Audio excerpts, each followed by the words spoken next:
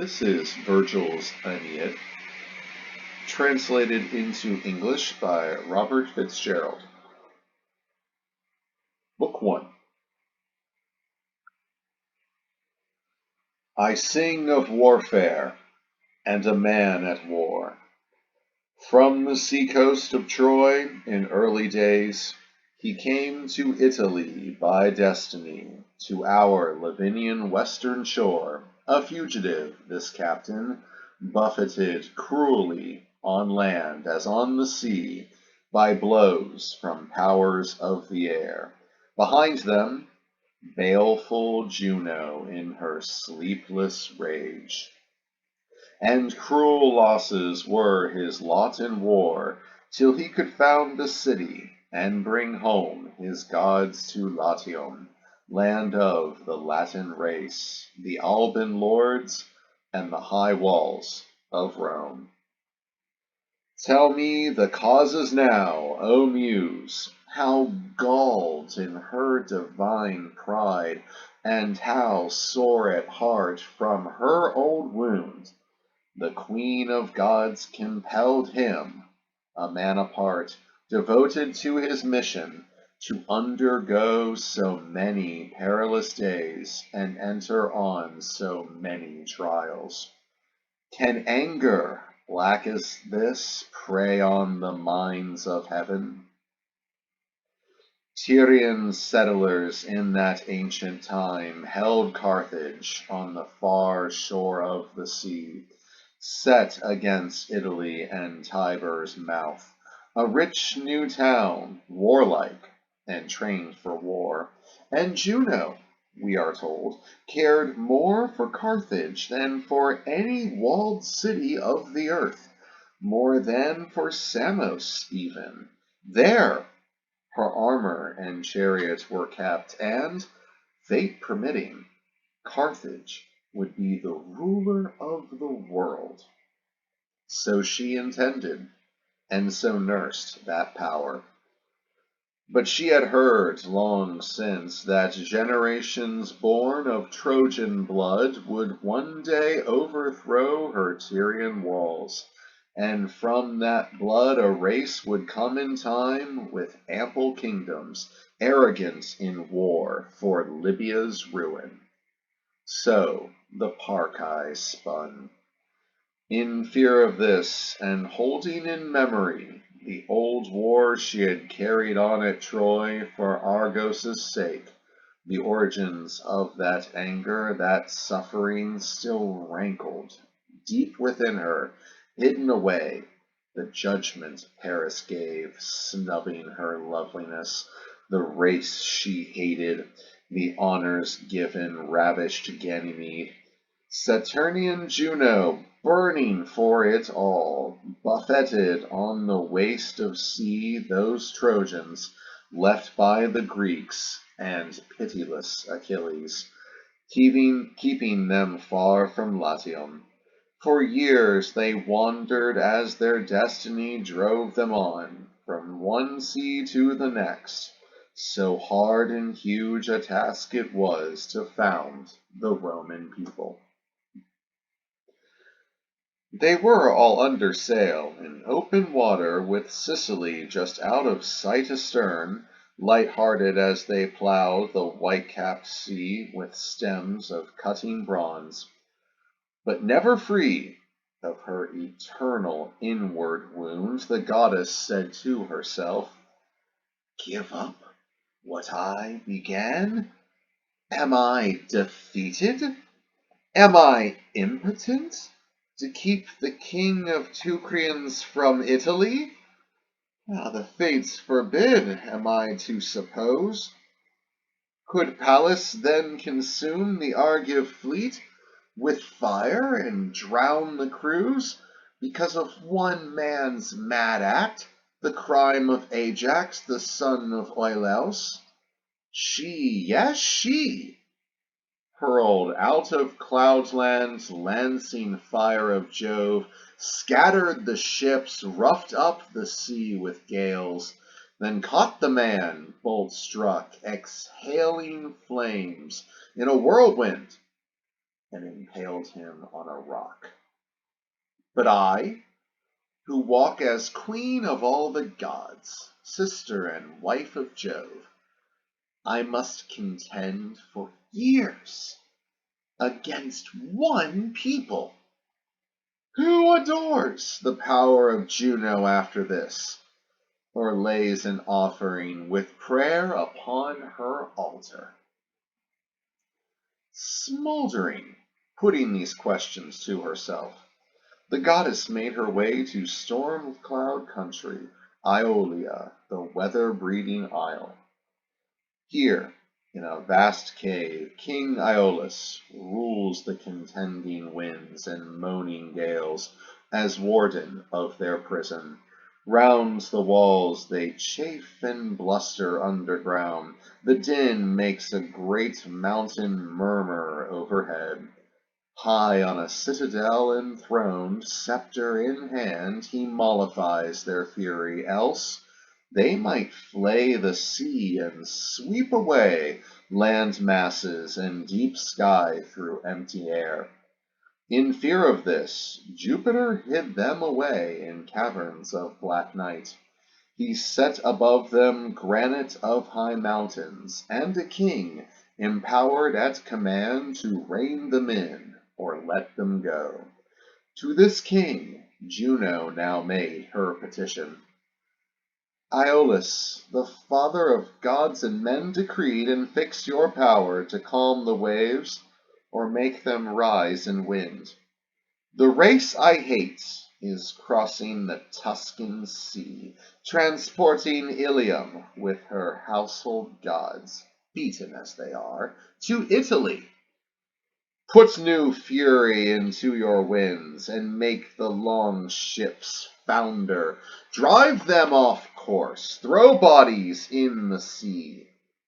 I have 14 exquisite nymphs, of whom the loveliest by far, Deopa, shall be your own. I'll join you two in marriage, so she will spend all future years with you, as you so well deserve, and make you father of her lovely children. Said Aeolus, to settle on what you wish is all you need do, your majesty. I must perform it. You have given me what realm I have. By your good offices I rule with Jove's consent, and I recline among the gods at feasts, for you appoint me lord of wind and cloud. Spear-haft reversed, he gave the hollow mountain-side a stroke, and, where a portal opened, winds in ranks, as though drawn up for battle, hurtled through to blow across the earth in hurricane.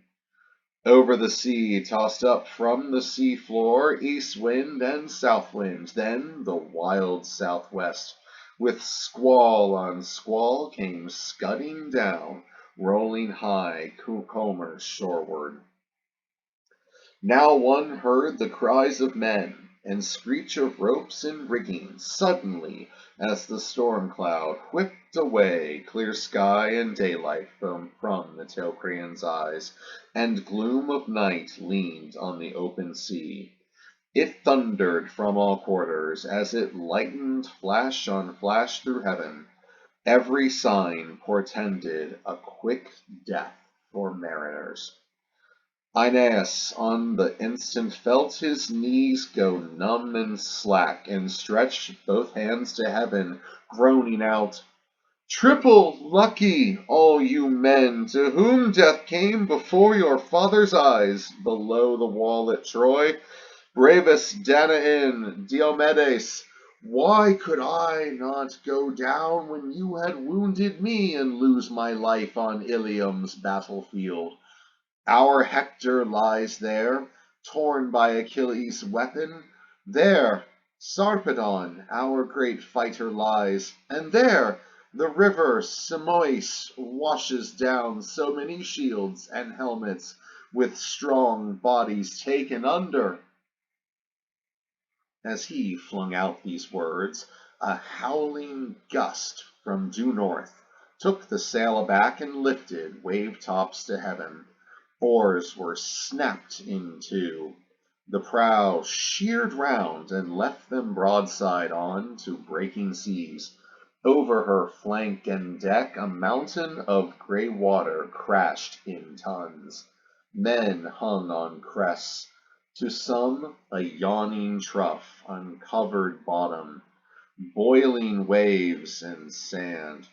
The south wind caught 3 ships and whirled them down on reefs hidden mid-sea, called by Italians the altars, razorbacks just under water. The east wind drove 3 others from deep water into great shoals and banks, embedding them and wringing them with sand, a desperate sight. Before Aeneas's eyes a toppling billow struck the Lycian ship, Oronte's ship, across the stern, pitching the steersman down and overboard. 3 times the eddying sea carried the ship around in the same place, until the rapid whirlpool gulped it down. A few men swimming surfaced in the welter.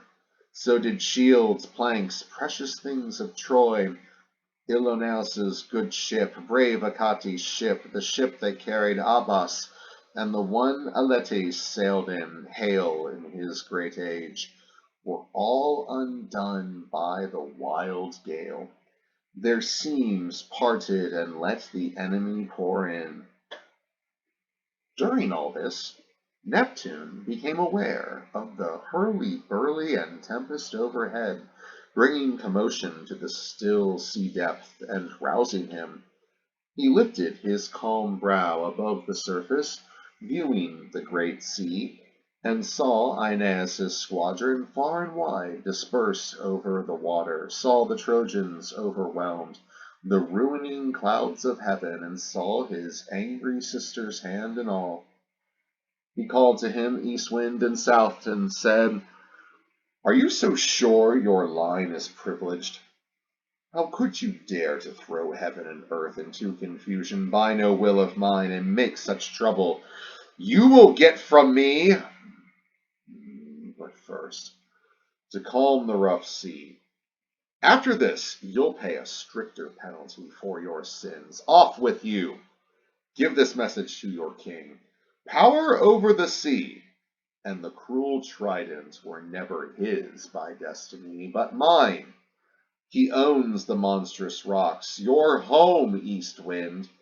Let Aeolus ruffle in that hall alone, and lord it over winds shut in their prison."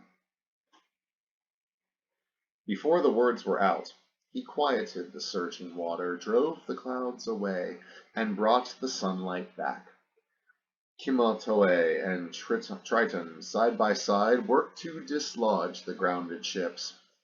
Then Neptune with his trident heaved them away, opened the miles of shoals, tempered the sea, and in his car departed, gliding over the wave-tops on light wheels. When rioting breaks out in a great city, and the rampaging rabble go so far that stones fly and incendiary brands, for anger can supply that kind of weapon, if it so happens they look round and see some dedicated public man, a veteran, whose record gives him weight, they quiet down, willing to stop and listen. Then he prevails in speech over their fury by his authority, and placates them. Just so, the whole uproar of the great sea fell silent as the father of it all, scanning horizons under the open sky, swung his team around and gave free rein in flight to his eager chariot.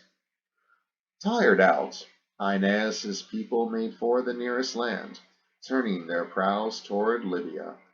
There's a spot where at the mouth of a long bay an island makes a harbor, forming a breakwater where every swell divides as it comes in and runs far into curving recesses. There are high cliffs on this side and that, and twin peaks towering heavenward impend on reaches of still water. Over these, against a forest backdrop shimmering, a dark and shaggy grove casts a deep shade, while in the cliffside opposite, below the overhanging peaks, there is a cave, with fresh water and seats in the living rock, the home of nymphs. Here, never an anchor chain, never an anchor's biting fluke need hold a tired ship. Aeneas put in here, with only 7 ships from his full number, and longing for the firm earth underfoot, the Trojans disembarked to take possession of the desired sand beach. Down they lay to rest their brine-soaked bodies on the shore. Achates promptly struck a spark from flint and caught it in dry leaves. He added tinder round about and waved it for a flame burst. Then they brought out the grain of Ceres, tainted by sea water, and Ceres' implements, and, weary of their troubles, made all ready to dry and grind the millstones what they had.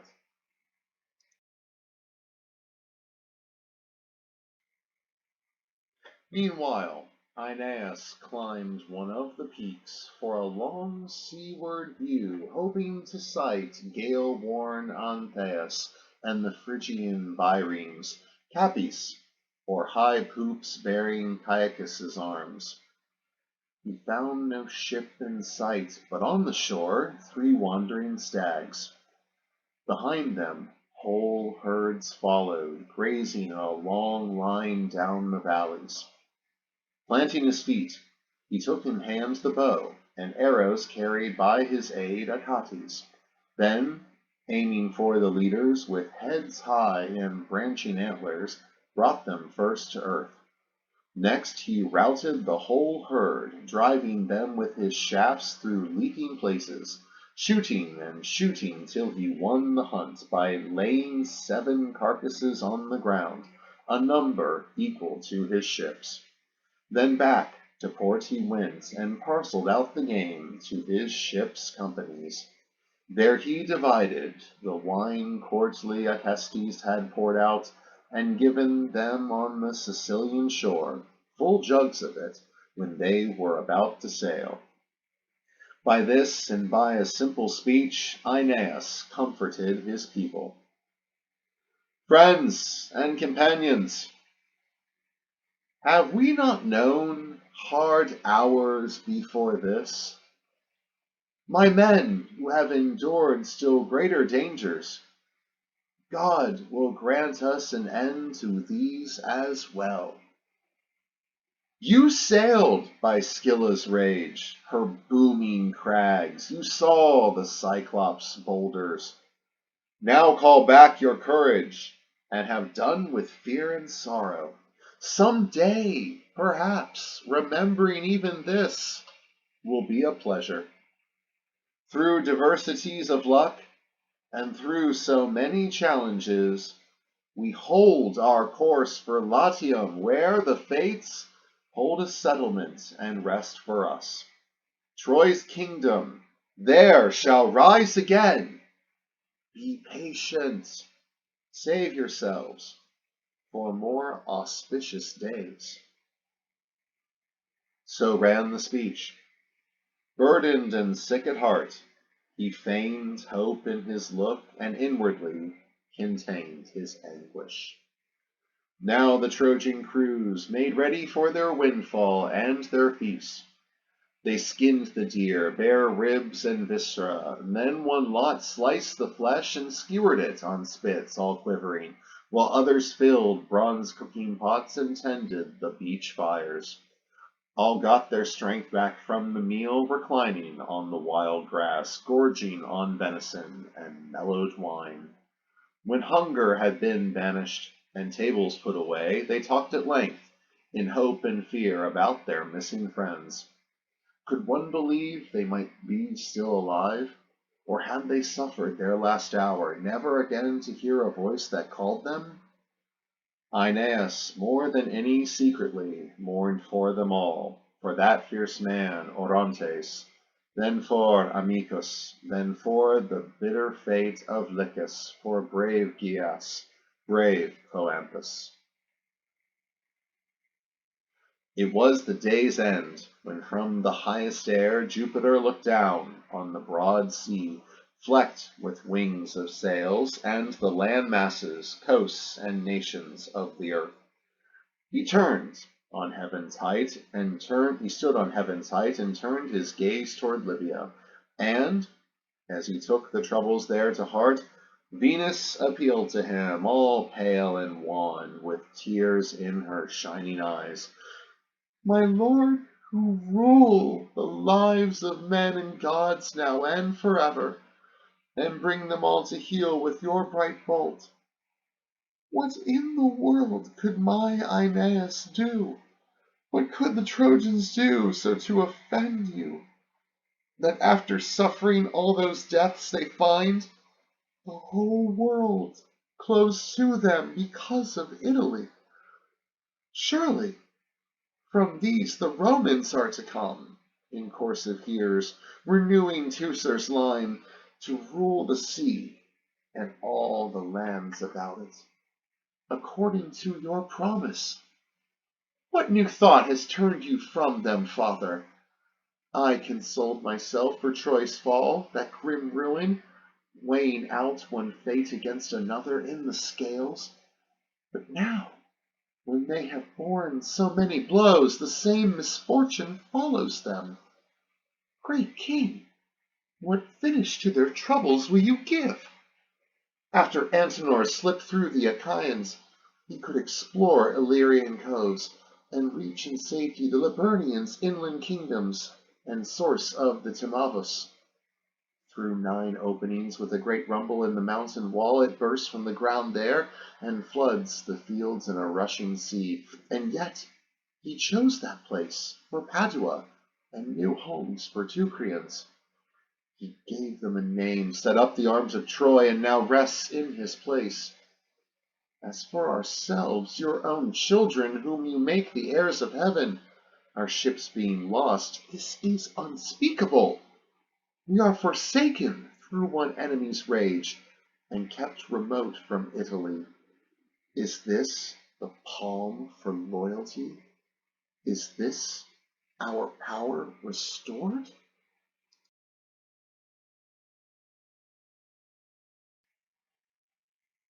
He smiled at her, the father of gods and men, with that serenity that calms the weather, and lightly kissed his daughter. Then he said, No need to be afraid, Cytherea. Your children's destiny has not been changed. As promised, you shall see Lavinium's walls, and take up then amid the stars of heaven great-souled Aeneas. No new thought has turned me, no. He, your son, now let me speak of him in view of your consuming care at length, unfolding secret fated things to come. In Italy he will fight a massive war, beat down fierce armies, then for the people there establish city walls and a way of life. When the Rutulians are subdued, he'll pass 3 summers of command in Latium, 3 years of winter quarters. But the boy, Ascanius, to whom the name of Iulus now is added, Ilus, while Ilium stood, will hold the power for all of 30 years, great rings of wheeling months. He will transfer his capital from Lavinium and make a fortress, Alba Longa. 3 full centuries that kingdom will be ruled by Hector's race, until the queen and priestess Ilia, pregnant by Mars, will bear twin sons to him. Afterward, happy in the tawny pelt his nurse, the she-wolf, wears, young Romulus will take the leadership, build walls of Mars, and call by his own name his people Romans. For these I set no limits, world or time, but make the gift of empire without end. Juno, indeed, whose bitterness now fills with fear and torment sea and earth and sky, will mend her ways, and favor them as I do, lords of the world, the toga-bearing Romans. Such is our pleasure. As the years fall away, an age comes when Assaracus's royal house will bring to servitude Thessalian Phthia, renowned Mycenae too, and subjugate defeated Argos. From that comely line the Trojan Caesar comes to circumscribe empire with ocean, fame with heaven's stars. Julius his name from Iulus handed down. All tranquil shall you take him heavenward in time, laden with plunder of the east, and he with you shall be invoked in prayer. Wars at an end, harsh centuries then will soften. Ancient Fides and Vesta, Quirinus with brother Remus will be lawgivers, and grim with iron frames the gates of war will then be shut. Inside, unholy furor, squatting on cruel weapons, hands enchained behind him by 100 links of bronze, will grind his teeth and howl with bloodied mouth. That said, he sent the son of Maia down from his high place to make the land of Carthage, the new-built town, receptive to the Trojans, not to allow Queen Dido, all unknowing as to the fated future, to exclude them. Through the vast air with stroking wings he flew, and came down quickly on the Libyan coast, performing Jove's command, so that at once Phoenicians put aside belligerence as the god willed. Especially the queen took on a peaceful mood, an open mind toward Teucrians. But the dedicated man, Aeneas, thoughtful through the restless night, made up his mind, as kindly daylight came, to go out and explore the strange new places, to learn what coast and wind had brought him to, and who were living there, men or wild creatures, for wilderness was all he saw, and bring report back to his company. The ships he hid beneath a hollowed rocky cliff, and groves that made a vault, trees all around, and deep shade quivering. He took his way, with only one man at his side, Achates, hefting 2 hunting spears with broad steel points. Then suddenly in front of him his mother crossed his path in mid-forest, wearing a girl's shape and a girl's gear, a Spartan girl, or like that one of Thrace, Harpalyce, whose tires horses outrunning the swift Hebrus. She had hung about her shoulders the light handy bow a huntress carries, and had given her hair to the disheveling wind. Her knees were bare, her flowing gown knotted and kirtled up. She spoke first.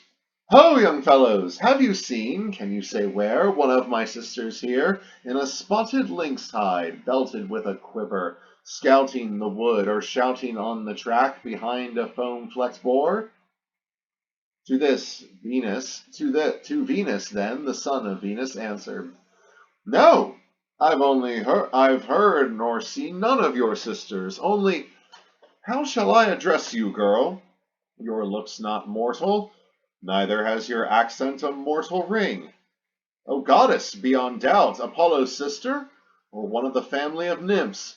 Be kind, whoever you may be, relieve our trouble. Tell us under what heaven we've come at last, on what shore of the world we are cast up, wanderers that we are, strange to this country, driven here by wind and heavy sea. By my right hand many an offering will be cut down for you before your altars." Venus replied, "Be sure I am not fit for any such devotion.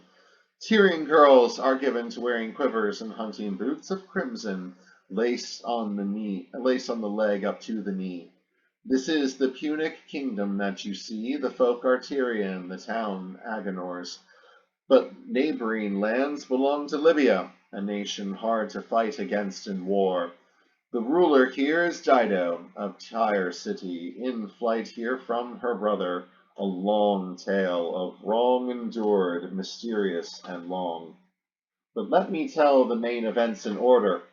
Her husband was Sychaeus, of all Phoenicians, richest in land and greatly loved by her, ill-fated woman. Her father had given her, a virgin still, in marriage, her first right. Her brother, though, held power in Tyre, Pygmalion, a monster of wickedness beyond all others. Between the two men furious hate arose, and sacrilegiously before the altars, driven by a blind lust for gold, Pygmalion took Sychaeus by surprise and killed him with a dagger blow in secret, undeterred by any thought of Dido's love. He hid what he had done for a long time, cozening her, deluding the sick woman with false hope. But the true form of her unburied husband came in a dream. Lifting his pallid face before her strangely, he made visible the cruel altars, and his body pierced, uncovering all the dark crime of the house. He urged her then to make haste and take flight, leaving her fatherland, and to assist the journey, revealed a buried treasure of old time, unknown to any, a weight of gold and silver. Impelled by this, Dido laid her plans to get away and to equip her company. All who hated the tyrant, all in fear as bitter as her own, now came together, and ships in port, already fitted out, they commandeered to fill with gold. The riches Pygmalion had itched for went to sea, and captaining the venture was a woman. They sailed to this place where today you'll see stone walls going higher and the citadel of Carthage, the new town. They bought the land called Drumskin from the bargain made, a tract they could enclose with one bull's hide. But now, what of yourselves? From what coast do you come? Where are you bound? Then to the questioner he answered sighing, bringing out the words from deep within. Ah, goddess, if I should tell our story from the start, if you had leisure to hear our annals of adversity, before I finished, the fair evening star would come to close Olympus and the day. From old Troy, if the name of Troy has fallen perhaps upon your ears, we sailed the seas, and yesterday were driven by a storm of its own whim upon this Libyan coast. I am Aeneas, duty bound and known above high air of heaven by my fame, carrying with me in my ships our gods of hearth and home saved from the enemy. I look for Italy to be my fatherland, and my descent is from all highest Jove. With 20 ships I mounted the Phrygian sea, as my immortal mother showed the way. I followed the given fates. Now barely 7 ships are left, battered by wind and sea, and I myself, unknown and unprovisioned, cross the Libyan wilderness, an exile, driven from Europe and from Asia. But Venus chose to hear no more complaints, and broke in midway through his bitterness. Whoever you are, I doubt heaven is unfriendly to you as you still breathe life-giving air on your approach to the Tyrian town. Go on, betake yourself this way to the Queen's Gate. Your friends are back. This is my news for you. Your ships were saved and brought to shore again by wind shifting north, or else my parents taught me augury to no purpose. Look, see the 12 swans in line rejoicing there. Jove's eagle, like a bolt out of the blue, had flurried them to open heaven, but now they seem to be alighting one by one, or looking down on those already grounded, as they disport themselves with flapping wings after their chanting flight about the sky. Just so. Your ships and your ships' companies are either in port or entering under sail. Go on then, where the path leads. Go ahead. On this she turned away. Rose pink and fair her nape shone, her ambrosial hair exhaled divine perfume, her gown rippled full length, and by her stride she showed herself a goddess. Knowing her for his mother, he called out to the figure fleeting away, You, cruel too! Why tease your son so often with disguises? Why may we not join hands and speak and hear the simple truth? So he called after her and went on toward the town. But Venus muffled the two wayfarers in gray mist. A cloak of dense cloud poured around them, so that no one had the power to see or to accost them, make them halt, or ask them what they came for. Away to Paphos through the high air she went, in joy to see her home again. Her shrine and 100 altars where Sabaean incense fumed and garlands freshened the air. Meanwhile, the two men pressed on where the pathway led, soon climbing a long ridge that gave a view down over the city and facing towers. Aeneas found, where lately huts had been, marvelous buildings, gateways, cobbled ways, and din of wagons. There the Tyrians were hard at work, laying courses for the walls, rolling up stones to build the citadels, while others picked out building sites and plowed a boundary furrow. Laws were being enacted, magistrates and a sacred senate chosen. Here men were dredging harbors, there they laid the deep foundation of a theater, and quarried massive pillars to enhance the future stage. As bees in early summer in sunlight in the flowering fields hum at their work and bring along the young full grown to beehood, as they cram their combs with honey, brimming all the cells with nectar, or take newcomers' plunder, or like troops alerted drive away the lazy drones, and labor thrives and sweet time scents the honey. Aeneas said, How fortunate these are, whose city walls are rising here and now! He looked up at the roofs, for he had entered, swathed in cloud, strange to relate, among them, mingling with men, yet visible to none. In midtown stood a grove that cast sweet shade where the Phoenicians, shaken by wind and sea, had first dug up that symbol Juno showed them, a proud war horse's head. This meant for Carthage prowess in war and ease of life through ages. Here, being built by the Sidonian queen, was a great temple planned in Juno's honor, rich in offerings and the godhead there. Steps led up to a sill of bronze with brazen lintel, and bronze doors on groaning pins. Here, in this grove, new things that met his eyes calmed Aeneas's for the first time. Here, for the first time, he took heart to hope for safety, and to trust his destiny more, even in affliction. It was while he walked from one to another wall the great temple and awaited for the queen, staring, amazed, at Carthaginian promise, at the handiwork of artificers and the toil they spent upon it. He found before his eyes the Trojan battles in the old war, now known throughout the world, the great Atridae, Priam and Achilles, fierce in his rage at both sides. Here Aeneas halted, and tears came. What spot on earth, he said, what region of the earth, Achates, is not full of the story of our sorrow? Look, here is Priam, even so far away. Great valor has due honor. They weep here for how the world goes, and our life that passes, touches their hearts. Throw off your fear, this fame ensures some kind of refuge.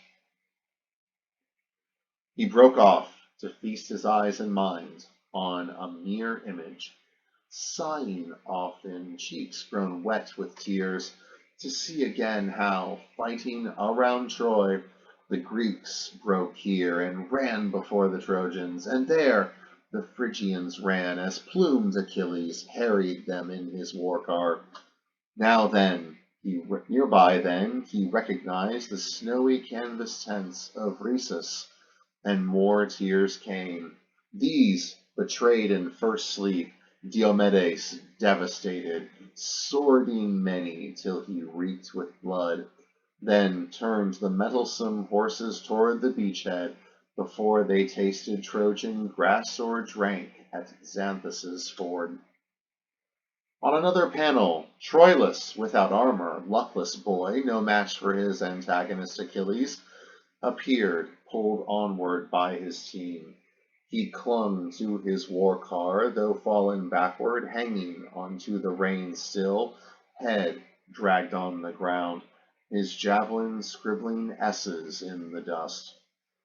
Meanwhile, to hostile Pallas' shrine the Trojan women walked with hair unbound, bearing the robe of offering, in sorrow entreating her, beating their breasts, but she, her face averted, would not raise her eyes. And there was Hector, dragged around Troy walls 3 times, and there for gold Achilles sold him, bloodless and lifeless.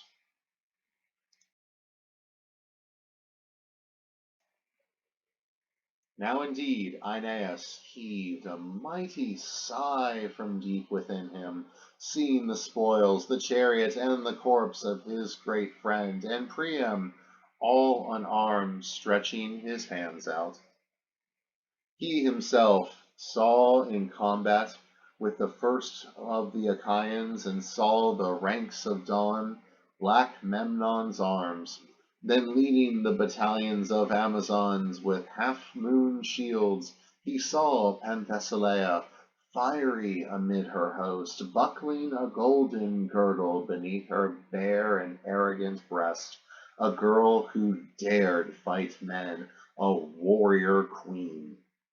Now, while these wonders were being surveyed by Aeneas of Dardania, while he stood enthralled, devouring all in one long gaze, the queen paced toward the temple in her beauty, Dido with a throng of men behind. As on Eurotas bank or Cynthus ridge, Diana trains her dancers, and behind her, on every hand, the mountain nymphs appear, a myriad converging. With her quiver slung on her shoulders, in her stride she seems the tallest, taller by a head than any, and joy pervades Latona's quiet heart. So Dido seemed, in such delight she moved amid her people, cheering on the toil of a kingdom in the making. At the door of the goddess's shrine, under the temple dome, all hedged about with guards on her high throne, she took her seat. Then she began to give them judgments and rulings, to apportion work with fairness, or assign some task by lot. When suddenly Aeneas saw approaching, accompanied by a crowd, Antheus and Sergestus, and brave Cloanthus with a few companions, whom the black hurricane had driven far over the sea and brought to other coasts. He was astounded, and Achates too. He felt thrilled by joy and fear. Both of them longed to take their friend's hands, but uncertainty hampered them. So in their cloudy mantle they hid their eagerness, waiting to learn what luck these men had had, where on the coast they left their ships, and why they came. It seems spokesmen for all the ships were now arriving, entering the hall, calling for leave to speak. When all were in and full permission given to make their plea before the queen, their eldest, Aeneas, with composure said, "Your Majesty, granted by great Jupiter to freedom to found your new town here and govern fighting tribes with justice. Oh, we poor Trojans, worn by winds on every sea, entreat you, keep away calamity of fire from our ships. Let a God-fearing people live and look more closely at our troubles. Not to ravage Libyan hearths or turn with plunder seaward have we come. That force and that audacity are not for beaten men. There is a country called by the Greeks Hesperia, very old, potent in warfare and in wealth of earth. Oenotrians found it. Younger settlers now, the tale goes, call it by their chief name, Italy. We laid our course for this, but stormy Orion and a high sea rising deflected us on shoals, and drove us far, with winds against us, into whelming waters, unchanneled reefs. We kept afloat, we few, to reach your coast. What race of men is this? What primitive state could sanction this behavior?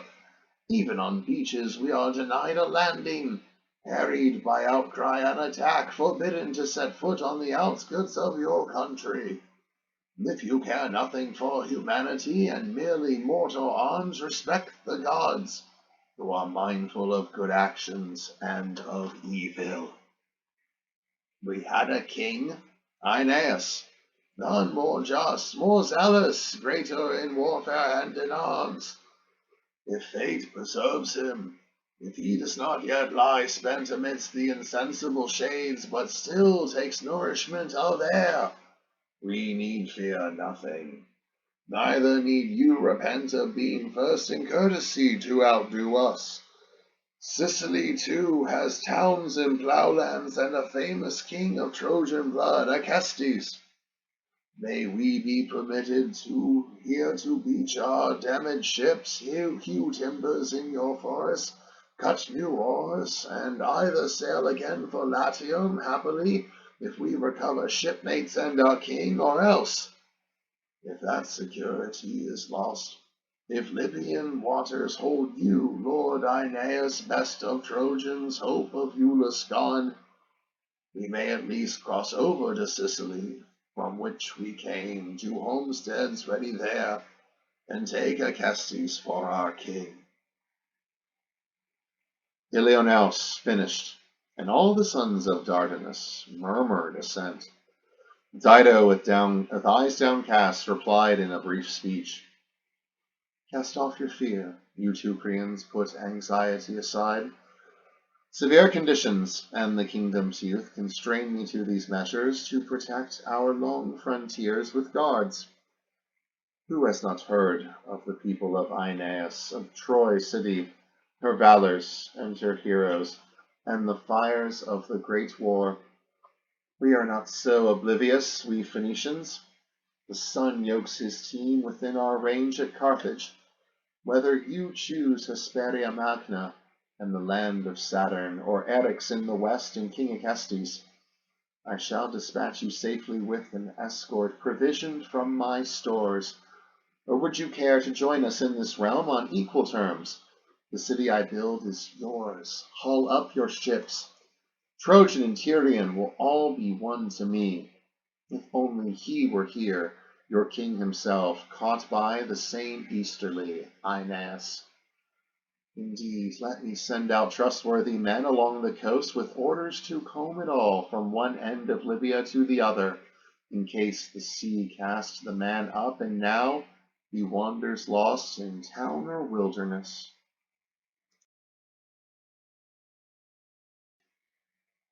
Elated at Dido's words, both staunch Achates and Father Aeneas had by this time longed to break out of the cloud. Achates spoke with urgency. "My lord, born to the goddess, what do you feel? What is your judgment now? You see all safe, our ship and friends recovered. One is lost, We saw that one go down ourselves amid the waves.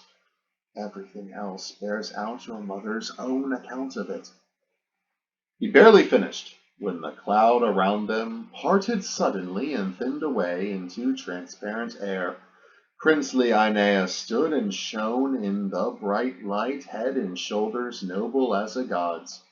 For she who bore him breathed upon his beauty of hair and bloom of youth and kindled brilliance in his eyes, as an artist's hand gives style to ivory, or sets pure silver or white stone of Paros in framing yellow gold.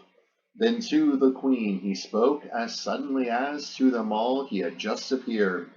"Before your eyes I stand, Aeneas the Trojan, the same one you look for, saved from the sea off Libya.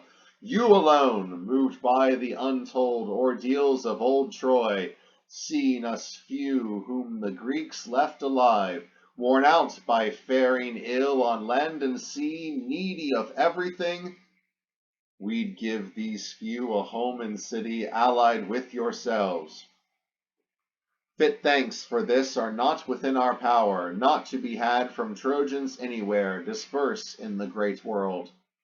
May the gods, and surely there are powers for that goodness, surely somewhere justice counts, may they, and your own consciousness of acting well, reward you as they should. What age so happy brought you to birth? How splendid were your parents to have conceived a being like yourself! So long as brooks flow seaward and the shadows play over mountain slopes, and highest heaven feeds the stars, your name and your distinction go with me, whatever lands may call me." With this he gave his right hand to his friend Ilioneus, greeting Serestes with his left, then took the hands of those brave men, Cloanthus, Gyas, and the rest. Sidonian Dido stood in astonishment, first at the sight of such a captain, then at his misfortune, presently saying, "Born of an immortal mother though you are, what adverse destiny dogs you through these many kinds of danger? What rough power brings you from sea to land in savage places? Are you truly he, Aeneas, whom kind Venus bore to the Dardanian, the young Anchises, near to the stream of Phrygian Simois? I remember the Greek Teucer came to Sidon, exiled in search of a new kingdom. Belus, my father, helped him. In those days Belus campaigned with fire and sword on Cyprus, and won that island's wealth. Since then, the fall of Troy, your name, and the Pelasgian kings have been familiar to me. Teucer, your enemy, spoke often with admiration of the Teucrians and traced his own descent from Teucrian stock. Come then, soldiers, be our guests. My life was one of hardship and forced wandering, like your own, till in this land at length fortune would have me rest. Through pain I've learned to comfort suffering men." She led Aeneas into the royal house, but not before, declaring a festal day in the gods' temples. As for the ship's company, she sent 20 bulls to the shore, 100 swine, huge ones, with bristling backs, and fatted lambs, 100 of them, and their mother ewes, all gifts for happy feasting on that day. Now the queen's household made her great hall glow as they prepared a banquet in the kitchens. Embroidered tablecloths, proud crimson dyed, were spread and set with massive silver plate, or gold, engraved with brave deeds of her fathers, a sequence carried down through many captains in a long line from the founding of the race. Meanwhile, paternal love would not allow Aeneas's mind to rest. He sent Achates on a quick mission to the ships to tell Ascanius and bring him to the city. Fond father, as always thoughtful of his son, and told Achates to fetch gifts as well, relics of Ilium, a robe stiff with figures worked in gold, and a veil woven round with yellow acanthus flowers, both adornments worn by Argive Helen when she sailed for Pergamum and her forbidden marriage, marvelous keepsakes of her mother Leda. Along with these, a scepter Ilione, eldest of Priam's daughters, once had used, a collar hung with pearls, and a coronet doubled in gems and gold. Given these orders, Achates lost no time seeking the ships.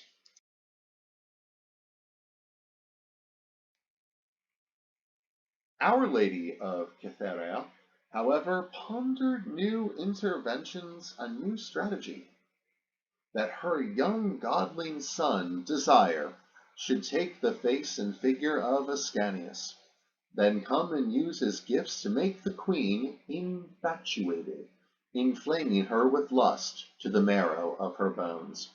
Venus no doubt lacked faith in the ambiguous royal house and Tyrion's double dealing. Then the spite of Juno vexed her. Her anxieties recurred as night came on. So she addressed him, Amor, god of caressing wings.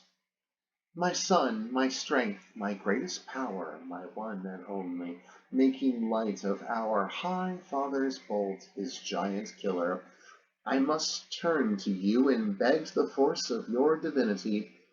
You know how brother Aeneas has been tossed from one coast to another on the high sea by bitter Juno's hatred. You know this, and in my grieving for him grieve as well. Now the Phoenician woman Dido has him, making him linger with her blandishments, and what may come of this Junonian welcome worries me seriously. Juno will act at such a crisis of affairs. Accordingly, what I propose is to ensnare the queen by guile beforehand, pin her down in passion, so she cannot be changed by any power, but will be kept on my side by profound love of Aeneas. Take heed of our thoughts, how you may do this. The boy prince, my greatest care in the world, must now go to the city, summoned by his father, taking gifts saved from the great sea and the fires of Troy. I'll drug him in his sleep, then hide him well, high up in Cythera, or on Cyprus over Idalium in my shrine. There is no way for him to learn this trick or interfere. You counterfeit his figure for one night, no more. Make the boy's known face your mask, so that when Dido takes you on her lap amid the banqueting and wine and joy, when she embraces you and kisses you, you'll breathe invisible fire into her and dupe her with your sorcery. Amor agreed with his fond mother's plan of action, put off his wings, and gaily walked as Iulus. Venus in turn sent through Ascanius's body rills of slumber, caught him to her breast, and bore him to Idalia's aerial groves, where beds of marjoram embraced him in soft bloom and breathing shade. Soon then the godling, doing as she wished, happily following where Achates led, carried the royal gifts to the Tyrians. He found the queen amid magnificence of tapestries, where she had placed herself in the very center on a golden couch. Then Father Aeneas and the Trojan company came in to take their ease on crimson cloth. Houseboys filled their finger bowls and brought them bread in baskets, napkins nubbled smooth. In the great kitchen there were 50 maids to set the dishes out in a long line and tend the fires that shone for the hearth gods. 100 others, and as many boys of the same age, loaded the boards with meat and placed the wine cups. Tyrians as well came crowding through the radiant doors, all bidden to take their ease on figured cushioning. There they admired Aeneas's gifts, admired Iulus with his godling's face aglow, and simulated speech. Then the great robe, the veil that yellow acanthus flowers edged. And more than anyone, the Phoenician queen, luckless, already given over to ruin, marveled and would not have enough. She burned with pleasure in the boy and in the gifts. After hugging Aeneas around the neck and clinging to him, answering the love of the deluded father, he sought the queen.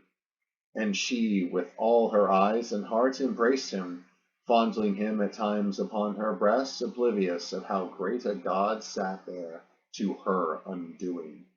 Mindful of his mother, he had begun to make Sychaeus fade from Dido's memory bit by bit, and tried to waken with a new love, a living love, her long settled mind, her long and dormant heart. After the first pause in the feast, and after trenchers were taken off, they put out wine bowls, grand and garlanded. A festive din now rose and echoed through the palace halls. Lighted lamps hung from the coffered ceiling, rich with gold leaf, and torches with high flames prevailed over the night. And now the queen called for a vessel heavy with gems and gold, that Belus and his line had always used. She filled it, dipping wine, and her long hall fell silent. Jupiter, she prayed, you make the laws for hosts and guests, they say. Grant that this day be one of joy for Tyrians and men of Troy. Grant that it be remembered by our descendants. Now be with us, Bacchus, giver of happiness, and kindly Juno, and all you Tyrians attend in friendliness this meeting that unites us. At this she tilted a libation out, and put the vessel lightly to her lips. Then, with a jest, she gave it to Bitias, who nearly immersed himself in brimming gold as he drank down the foaming wine. The bowl passed then to other lords. And Lord Iopas, with flowing hair, whom great giant Atlas taught, made the room echo to his golden lyre. He sang the straying moon and toiling sun, the origin of mankind and the beasts, of rain and fire, the rainy Hyades, Arcturus, the great bear and little bear, the reason winter suns are in such haste to dip in the ocean, or what holds the nights endless in winter. Tyrians at this redoubled their applause. The Trojans followed, and Dido, fated queen, drew out the night with talk of various matters while she drank long draughts of love. Often she asked of Priam, often of Hector, now of the armor Memnon, the son of Dawn, had worn, now of the team Diomedes drove, now of the huge Achilles. Come rather, then she said, dear guests, and tell us from the beginning the Greek stratagems, the ruin of your town and your seafaring, as now the seventh summer brings you here from wandering all the lands and all the seas.